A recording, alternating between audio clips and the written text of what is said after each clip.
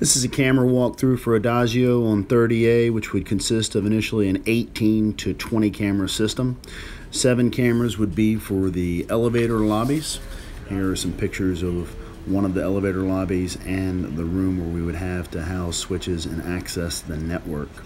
2 of the cameras on the system would be optional.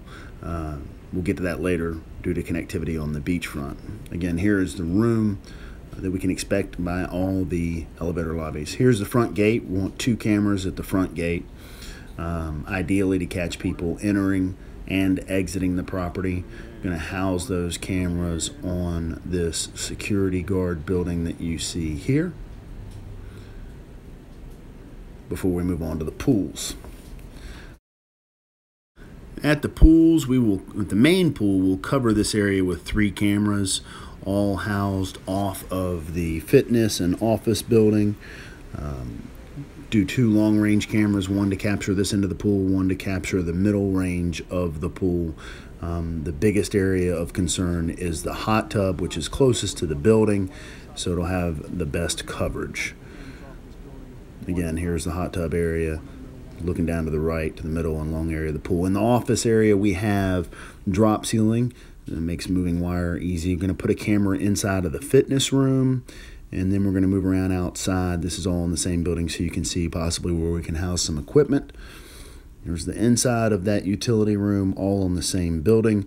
Next, we're going to look at what you have to contend with in that room and outside where you would be mounting cameras, what you'd be mounting to or going through. Here would be the 2 most difficult cameras for the installation. One would be focused on the pool, and one would be more of a marketing camera focused on the beach and maybe the beach access. The problem is there's no internet connectivity on this side of the property. And if you mount the cameras up high, they have the problem of coming back to clean them later. You're going to need a lift, which is another potential problem to contend with.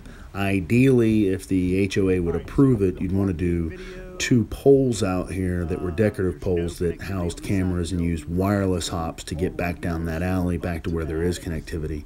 What that would allow you to do is easily clean the cameras down the road, but I believe we're going to have to consider adding those later on the buildings with a lift. Here is the lobby inside the parking garage. This is a map of the parking garage cameras where we're going to have to lay them out. The design of the parking garages is a little bit different between the 2. One, you come down the middle and you can go left or right. You're going to need 3 cameras in those locations.